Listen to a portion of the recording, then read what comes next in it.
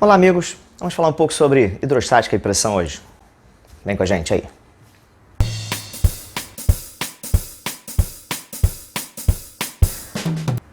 A hidrostática, ela é o estudo dos fluidos em equilíbrio. Ela tem algumas bases principais, né? Densidade, massa específica, pressão e empuxo. Basicamente, é isso que a gente tem para a hidrostática, legal? A densidade e a massa específica, elas vão dizer para a gente como é que a massa se distribui no seu volume, ou seja, qual é o espaço que aquela massa está ocupando, né? Então, assim, a construção da fórmula, né, é essa aqui. A densidade, ela vai ser dada, né? A densidade a gente usa a letrinha D, né? E ela é exatamente a razão, né, entre a massa e o volume. A mesma coisa vale para a massa específica, né? A massa específica, a gente usa a letrinha μ, e ela também é a razão, ó, entre a massa e o volume, né? Então, você vai pensar assim, poxa, então elas têm a mesma estrutura? Sim, tem a mesma estrutura. Então, qual a diferença da densidade com D, densidade, massa específica com μ? É porque a densidade ela vale para qualquer coisa, né? A densidade pode ser usada para qualquer coisa. Enquanto que a massa específica, ela só vale se o cara for homogêneo, ou seja, se o cara for totalmente feito daquilo. Então, se você pegar um objeto oco, você vai falar a densidade daquele objeto. Mas se você pegar um objeto recheado daquilo, você vai falar a massa específica daquilo, legal? Então, o comum é usar massa específica para líquidos, né? E densidade para tudo, legal? Então, por exemplo, é importante você entender o seguinte, né? O que é o cara mais denso? O cara mais denso é sempre o cara que vai para o fundo, né? Então, por exemplo, né, aqui eu tenho o objeto A, o objeto B, o objeto C, como se fosse água, por exemplo, né? Então aqui, o objeto A ele vai para o fundo, então o A é mais denso do que o líquido. O objeto C ele está flutuando, então ele é menos denso que o líquido. E o B ele está flutuando exatamente aqui dentro, então o B tem a exata densidade do líquido. Legal? Então a densidade ela trabalha com esse tipo de conceito, tudo bem? Imagina que você pega uma massinha de modelar, né, e joga dentro d'água. O que você vai ter? Você vai ter isso aqui, ela vai afundar. Mas se você pegar a massinha de modelar e der o formato ela de um barco, o que vai acontecer? Ela vai flutuar. O que eu mudei daqui para cá? Eu mudei o volume que a massinha de modelar estava ocupando. E aí, mudando esse volume, eu estou tendo uma nova densidade. É por isso que o navio flutua, né? O navio flutua porque ele é menos denso que a água. Ele tem tanto ar lá dentro que ele consegue flutuar, né? Ou seja, embora seja feito de metal, né, e tal, é horrível isso, né? Mas embora seja de metal, ele vai conseguir flutuar porque ele é menos denso do que a água. Imagina agora que eu tenho três líquidos diferentes, né? E eu vou colocar um objeto ali, né? O mesmo objeto dentro desses líquidos, tudo bem? Então, o primeiro objeto é esse aqui, né? Ele ficou aqui exatamente com essa linha, exatamente na superfície do líquido, tudo bem? Agora eu pego esse mesmo objeto e jogo ali. Ele está mais para o alto, ou seja, a linha ficou acima disso. Eu jogo aqui, ele afundou mais. Esse tipo de coisa é chamado de densímetro, né? O densímetro ele permite a você saber se a densidade do seu líquido está coerente com o seu marcador, né? Isso é o que você tem, por exemplo, em postos de gasolina, né? O densímetro do posto de gasolina ele vai fazer isso, né? Se você acrescentar água lá na sua gasolina, no seu álcool, né, a densidade não fica mais correta, né? E aí você acaba tendo um densímetro não ficando nessa posição. Se você tornar a gasolina mais densa, você tornar a gasolina menos densa, você vai ter coisa assim. Com isso, como você vende a gasolina, né, o combustível por volume, né, você está aumentando o volume, você acaba vendendo o que você não tem, né? Por isso que isso é proibido, né? Densímetros, eles têm esse formato aqui, são mais bonitinhos assim, não é esse meu desenho horroroso, legal? Vamos falar um pouquinho agora de pressão. Pressão é a grandeza escalar que corresponde à razão entre a força e a área de atuação da força. Ou seja, se eu vou fazer uma força numa área, né, eu tenho uma pressão atuando ali. Então a pressão é exatamente força sobre área. É importante ressaltar que essa força tem que ser perpendicular, tá? Ou seja, se eu tiver uma força inclinada aqui, ela não serve. Eu vou precisar fazer a decomposição vetorial dela, legal? Beleza? Mas essa pressão, ela é a pressão de coisas, né? A pressão de coisa é dada por força sobre área, a unidade é o Newton por metro quadrado. Mas o mais comum que a gente encontra em exercícios de vestibular é a pressão de líquidos, né? Então você imagina que é um recipiente com líquido, né? E esse líquido está produzindo um peso aqui nesse chão. Então qual seria no fundo do recipiente? Qual seria a pressão provocada por isso aqui? A pressão provocada vai ser o peso do líquido, né, que vai ser massa vezes gravidade, dividido pela área. Eu vou ter densidade, volume e área. Não é nada disso.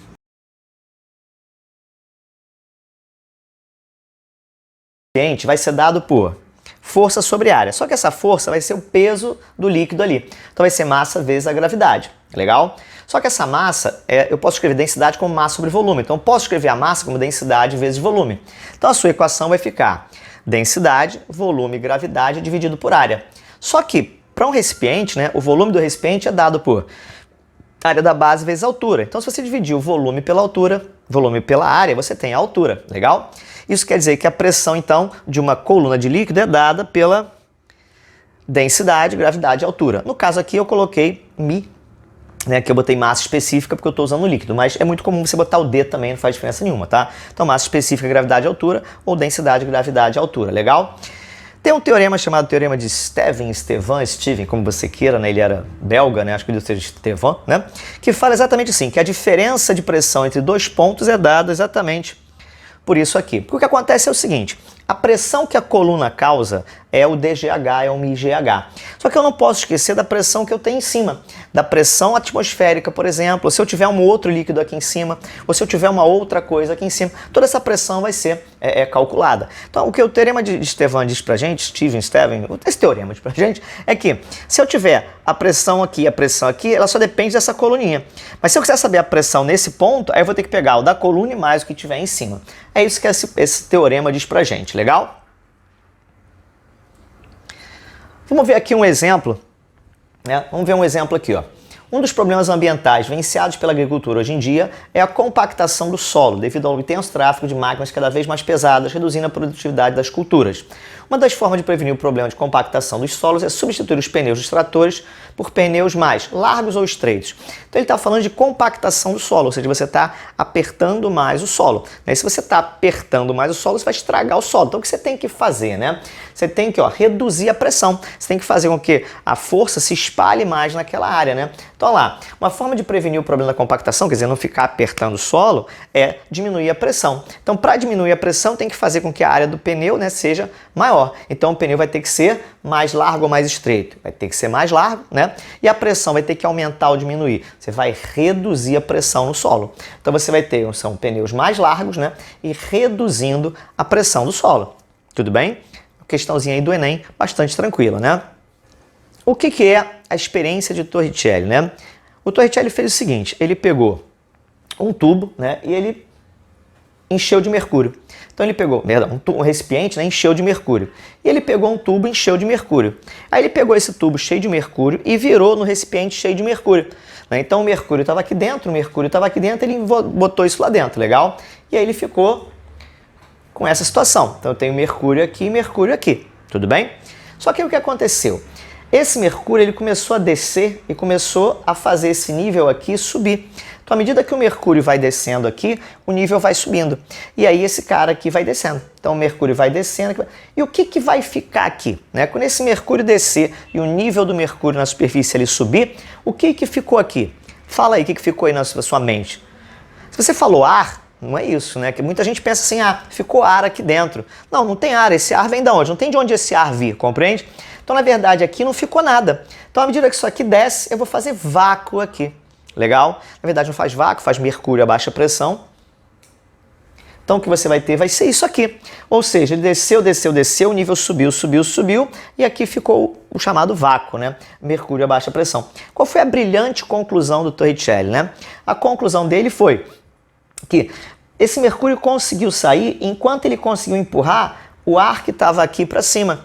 Enquanto ele conseguiu empurrar o ar para cima, né, ele foi saindo. Chegou uma hora que a pressão atmosférica não deixou mais ele sair. Então a conclusão que ele tirou foi: essa altura da coluna de líquido, essa altura da coluna de ar provoca, né, nessa linha a mesma intensidade que essa coluna de líquido. ou seja, de mercúrio. Então ele diz que a pressão da coluna atmosférica corresponde à pressão dessa coluna de líquido. Ele vai chamar isso de pressão atmosférica. E aí a pressão atmosférica vai ser medida em milímetros de mercúrio. Então a primeira medida de pressão atmosférica é dada por aqui. A pressão atmosférica é capaz de segurar, né, uma coluna de 760 milímetros de mercúrio, 76 centímetros, né, equivalente a uma atmosfera. Depois você pega isso e vai fazer a conta para achar o valor da pressão atmosférica normal, ou seja, em Newton por metro quadrado. Então, se você pegar aquela fórmula lá do DGH, né, pressão DGH, GH, substituir a densidade do mercúrio, 13,6 vezes 10 a terceira quilogramas por metro cúbico, né? Multiplicar pela gravidade, 9,81, 9,8, né? E multiplicar por 0,76 metros, o que você vai encontrar aí? Você vai encontrar aproximadamente 1 vezes 10 a quinta. Isso é a chamada pressão atmosférica. Se você fizer essa mesma experiência com água, você vai ver que essa coluna aqui vai dar uma coluna de 10 metros de água. Então, quais são as medidas da pressão atmosférica? A pressão atmosférica pode ser 760 milímetros de mercúrio, pode ser 1 vezes 10 a quinta newtons por metro quadrado, que é também chamado de Pascal, e pode ser também 10 metros de uma coluna de água. Legal? Tudo bem? E a gente tem o famoso também ATM, né? Isso aí também vale a 1 ATM, uma atmosfera técnica métrica, né? Que é o que a gente usa mais no dia a dia. Então, legal você lembrar aqui. 10 metros de água corresponde à mesma pressão que o ar todo faz na gente, né? O ar, na verdade, faz muita pressão na gente. Só que como a gente está aqui dentro, a gente não sente nada, né? Se eu pegasse você, jogasse você lá no espaço, né, a sua pressão interna, sua pressão, que você está sujeito a um ATM, joga você lá, você vai ter uma pressão muito maior, então você vai explodir, né? Não vai explodir, não, mas a ideia seria essa, assim, né? Ou seja, você pega uma coisa que está numa pressão, joga num lugar que não tem ar, essa pressão interna vai fazer com que ele aumente, né? Se você pegar, por exemplo, um balão de gás, né? Você faz muita experiência de laboratório. Você pega um balão de gás, enche e bota numa máquina lá para retirar o ar que está em volta. Então, à medida que o ar de fora vai saindo, né, o balão vai enchendo, porque a pressão interna, né, fica maior do que a externa e ele vai enchendo, né? Ou seja, é uma experiência bem legalzinha, difícil arrumar a máquina para fazer o vácuo lá, beleza? Já passar a sirene. Então, a pressão atmosférica, ela é essa construção aí, legal? Tudo bem? E lembra, 10 metros de água dá exatamente uma pressão atmosférica, tudo bem? Um mergulhador conseguiu atingir uma profundidade de 200 metros abaixo da superfície em um mergulho com uma única respiração. No ponto mais profundo, o mergulhador está sujeito a pressão de aproximadamente quanto, né? O que acontece é, quando você pega a fórmula da pressão, DGH, substitui a pressão por 10 a quinta, que é a pressão atmosférica, substitui a densidade da água, que é de 1000 kg por metro cúbico, né? Substitui a gravidade por 10, você acha o H igual a 10 metros. Ou seja, você encontra que a cada 10 metros de altura você tem uma atmosfera. Então, por exemplo, com 200 metros, eu teria quanto? 200 metros de profundidade são 200 metros de água. Como a cada 10 metros tem 1 ATM, então aqui eu teria 20 ATM de pressão. E aí você vai lá e marca o 20 e erra, né? Porque 20 ATM é só a pressão que você tem da água, mas você ainda tem a pressão atmosférica. Então, na verdade, quem está a 200 metros da água está a 20 ATM de água mais 1 ATM do ar. Então, está a 21 ATM de pressão. Legal? Essa outra questão fala, a figura abaixo representa a experiência do Torricelli. A altura da coluna de mercúrio é de 76 centímetros, acima do nível do recipiente. Compare a pressão do ponto A, que é o que está ali aqui fora, com a pressão do ponto B, que é aqui nessa situação. Isso é uma questão antiga da UFRJ, né, da Federal do Rio de Janeiro, que é muito legal. Porque se a gente estivesse no mesmo líquido, a pressão seria a mesma. Se a gente estivesse dentro do mesmo fluido, né, a pressão dos pontos horizontais são sempre iguais, né, do mesmo líquido, são chamados pontos isóbaros, né? Então, se eu estiver na mesma linha, seria a mesma pressão. Mas aqui não é. Então, assim, essa pressão não é igual a essa. E aí as pessoas tendem a achar, qual é a pressão maior? É muito comum, né, as pessoas acharem que a pressão maior é essa aqui. Ah, essa pressão aqui tem mais líquido em cima. O que você tem que entender é o seguinte, né? O que você tem aqui? Aqui você tem vácuo, basicamente, né? Mercúrio a baixa pressão, né? Então, esse pedaço seria o equivalente a você estar lá no vácuo. Então, a pressão que você tem aqui, nessa parte aqui da atmosfera, é a mesma pressão que eu tenho aqui. Ou seja, essa altura corresponde exatamente à coluna de ar que eu tenho aqui do lado de fora. Então, onde é que as pressões são iguais? As pressões são iguais aqui nesse ponto, né? E aqui nesse ponto. Nesses dois pontos as pressões são iguais. Legal? Aí, a partir daqui, a pressão começa a ficar menor. Ela vai ficando diminuindo, até chegar lá no vácuo e acabar a pressão, assim, né? Aqui também. Então, ela vai diminuindo, até chegar aqui, que seria o equivalente à pressão zero. Legal? Então, a ideia é... eu aqui começo com a mesma pressão e vou diminuindo à medida que eu vou subindo. Só que o que acontece? Para essa pressão acabar, você tem que acabar com toda a atmosfera, né? Você tem que chegar lá, não é bem isso, mas assim, imagina que são uns 200 km, né? Porque a pressão é bem... o ar da atmosfera, ela é muito densa na parte mais próxima, à medida que vai subindo vai ficando menos densa, né? Então, assim, até uns 10 km você tem uma pressão, até... 30 km, outra, 40, outra, 100, 200, mais ou menos acima de 200 km de altura, a gente diz que não tem mais basicamente nada, né? Tanto que os satélites, o Space Shuttle, a satélite, a estação espacial, fica acima de 200 km de altura, né? Então, assim, é como se aqui eu tivesse 200 km de altura. Então, por exemplo, na metade eu teria metade da pressão atmosférica. Aqui eu teria que estar a 100 km de altura, por exemplo. Essa é a ideia. Então, na verdade, não há muita diferença da pressão nesse ponto. A pressão aqui fora, ó, é praticamente a mesma. Eu estou aqui, a pressão é praticamente a atmosfera. Se eu descer, não aumentou a pressão aqui, é a mesma. Ou seja, uma pequena variação no ar não vai provocar uma grande variação de pressão atmosférica. É preciso muito ar para mudar. Isso quer dizer que aqui eu vou ter praticamente a pressão atmosférica, que é a mesma pressão que eu tenho aqui. E essa pressão aqui é a mesma dessa. E à medida que você vai subindo, ela vai ficando menor. Então, quer dizer, a pressão no ponto B ela é menor do que a pressão do ponto A. O princípio dos vasos comunicantes, ele está usando exatamente essa ideia, né, dos pontos isóbaros, né? Então, por exemplo, se você tiver um tubo aberto aqui e jogar água, eles vão ficar todos no mesmo nível. Isso quer dizer que pontos na mesma linha horizontal vão ter a mesma pressão independentemente de onde eles estejam. Por exemplo, aqui, né? Esse ponto A, esse ponto B, o C e o D estão na mesma linha horizontal e dentro do mesmo líquido. Então, eles têm a mesma pressão, assim como EFG. EFG é fácil enxergar que eles têm a mesma pressão. ABC também. O negócio é esse aqui. Esse ponto D, as pessoas às vezes não acham que ele tem a mesma pressão, mas ele tem a mesma pressão. Por quê? Tá vendo que aqui está fechado? E aqui está fechado fazendo o quê? Fazendo a força necessária para igualar a pressão. Se você, por exemplo, aqui não tivesse se não fosse fechado, né? O que ia acontecer? Se, por exemplo, aqui fosse aberto, né? Se aqui fosse aberto, a água não ia ficar desse jeito, né? A água não ia ficar dessa forma, né? A água ia ficar o quê? Ela ia ser empurrada como todos os outros e você teria isso aqui, né? Então, aqui, o princípio dos vasos comunicantes diz assim, que partes abertas sempre vão ficar no mesmo nível, né, da mesma linha horizontal. E pontos isóbaros diz que pontos na mesma linha horizontal dentro de um mesmo líquido têm sempre a mesma pressão. Tubo em U, né? O tubo em U, ele vai ser um líquido, né, mais denso, por exemplo, esse aqui, né, e um líquido menos denso que foi colocado de um lado, né? Como esse líquido é menos denso, né, tipo assim, se fosse o mesmo líquido, ele ia ficar no mesmo nível dos dois lados. Imagina uma mangueira com água, você botou água dos dois lados, ia ficar no mesmo nível, né? Mas aqui eu botei, por exemplo, um óleo menos denso, né? Então ele vai empurrar água para lá, né? Ele empurra água para lá e ele fica do lado de cá. Esses níveis não vão ficar iguais, beleza? Então, aonde que as pressões, elas são iguais ainda, né? As pressões vão ser iguais aqui em cima, que eu vou ter a pressão atmosférica, e aqui, ó, nesse mesmo líquido eu tenho a mesma pressão. Nesse mesmo líquido eu tenho a mesma pressão. Então, nesse ponto, ó, é o último ponto onde a pressão ainda é igual. Então, a pressão nessa interface, ela vai ser a mesma daqui. Ou seja, a pressão aqui é a mesma daqui, mesma daqui, mesma daqui. Opa! A partir daqui não vai ser. Isso quer dizer que a pressão desse ponto aqui, né, ele é a pressão da coluna mais a atmosfera. E a pressão desse ponto é a pressão dessa coluna mais a atmosfera. Legal? Então a gente vai poder escrever, né, que a pressão atmosférica mais a pressão dessa coluna, né, é igual à pressão atmosférica mais a pressão dessa outra coluna, né? A pressão atmosférica você vai cortar dos dois lados, então você vai ter dGH dos dois lados, o G vai sumir. Qual é a conclusão? Que a densidade vezes a altura de um lado é igual a densidade vezes a altura do outro, acima dessa interface, dessa superfície de separação. Belezinha?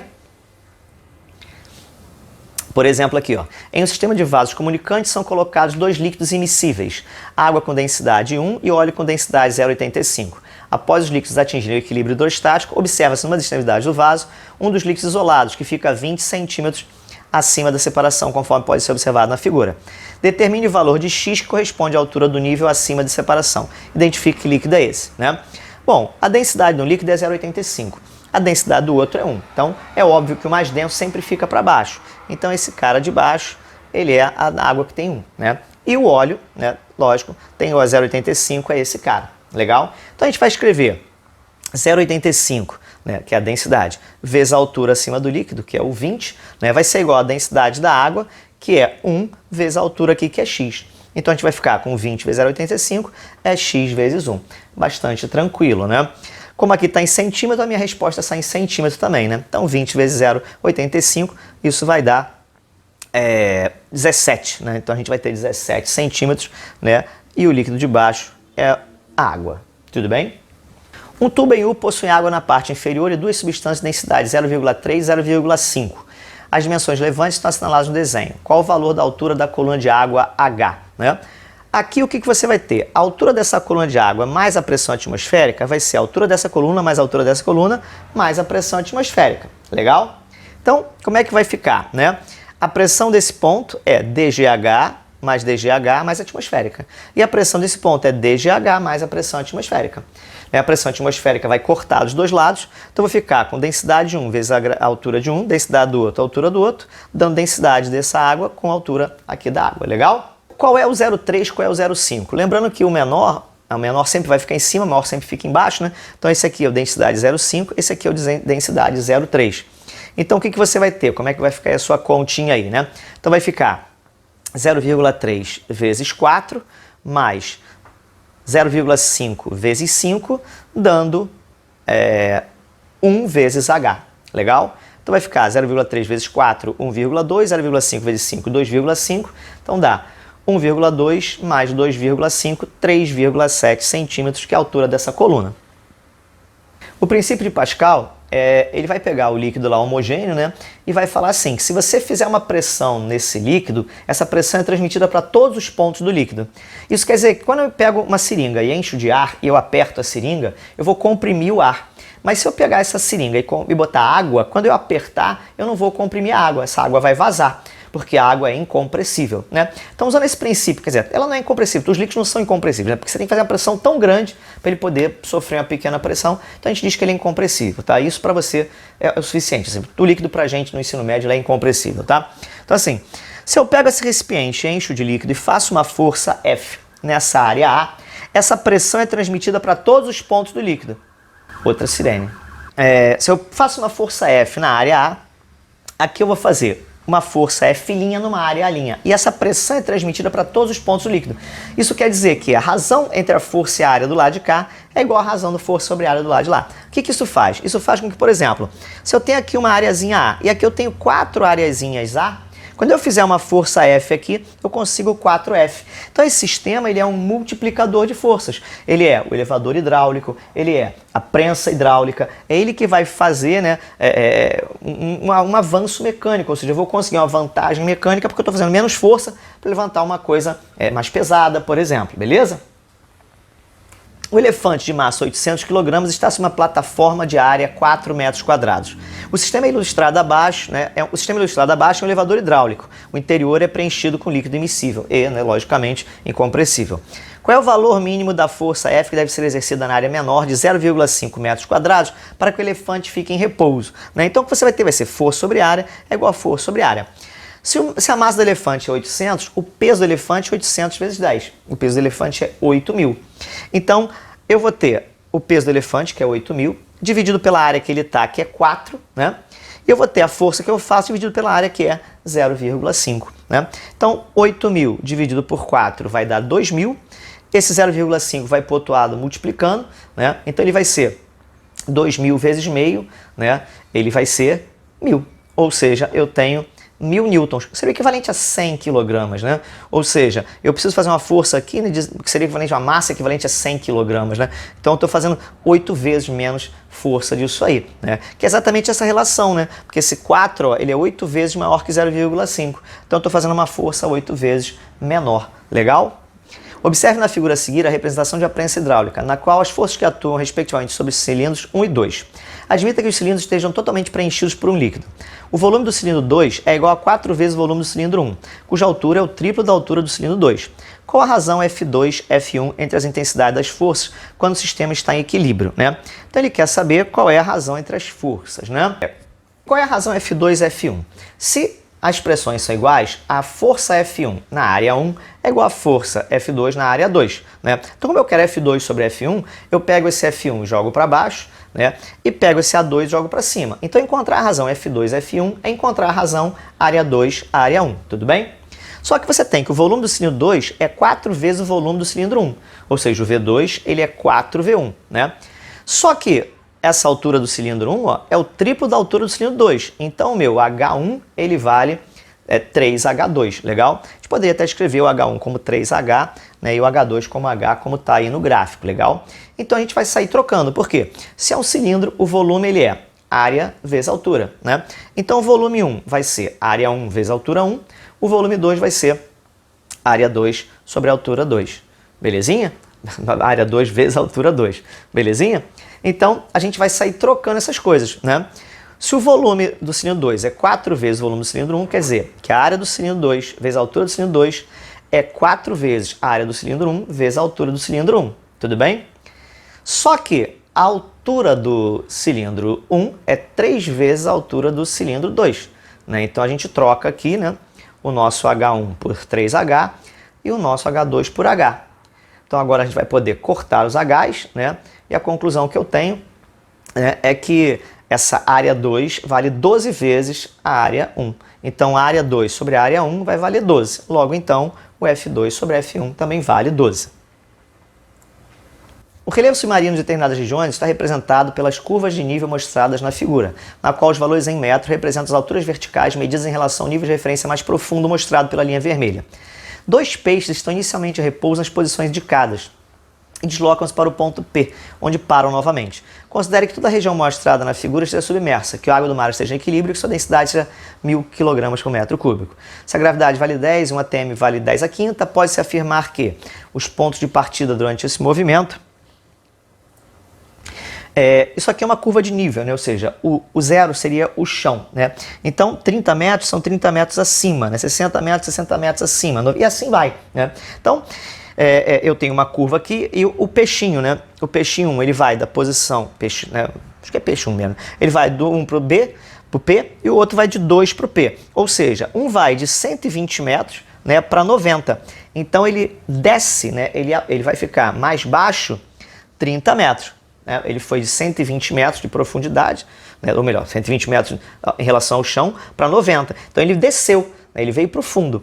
Enquanto que esse aqui que estava a 30 metros do chão, né, do fundo do mar, e foi para 90, né, ele subiu 60. Então a primeira coisa que você está vendo é a pressão no peixe 1 ela vai aumentar porque ele está descendo. Enquanto que a pressão no peixe 2 ela vai diminuir porque ele está subindo. Aqueles dados do enunciado servem para dizer que a cada 10 metros de água a gente tem um ATM. Então esse peixe 1 que desceu 30 metros, né, ele aumentou em 3 ATM de profundidade. Enquanto que o peixe 2, que subiu do 30 para o 90, ele subiu 60 metros. Ele diminuiu 6 ATM. Então, a gente tem como resposta, o peixe 1 aumentou a pressão em 3 ATM, ou o peixe 2 diminuiu a pressão em 6 ATM. E aí você vai olhar, né? Ó, o peixe 2 sofreu redução de 3? Não, ele sofreu redução de 6. O peixe 1 sofreu aumento de 4? Não, ele sofreu aumento de 3. O peixe 1 sofreu aumento de 6? Não, sofreu aumento de 3. O peixe 2 sofreu redução de 6. Essa é a nossa resposta. Aqui a gente tem um resumo, né? O nosso resumo, ele é basicamente as fórmulas de massa específica e densidade, né? Massa específica, lembra, vale para só quem é homogêneo, densidade vale para tudo, né? O mais denso sempre vai para o fundo, o menos denso sempre vai para cima. Pressão é uma grandeza escalar dada por massa específica, gravidade e altura se for de líquido, ou força sobre área se for de objeto. O teorema de Stephen é a diferença de pressão exatamente dada por dGH ou μGH. O tubo em U, né, densidade vezes altura, princípio de Pascal, força sobre área, que é igual. A experiência de Torricelli, né? O cara emborcou lá o tubo, o líquido desceu, né? E aquela coluna de 760 milímetros é a que suporta a pressão atmosférica. Aqui você tem os valores da pressão atmosférica. É isso aí, um grande abraço.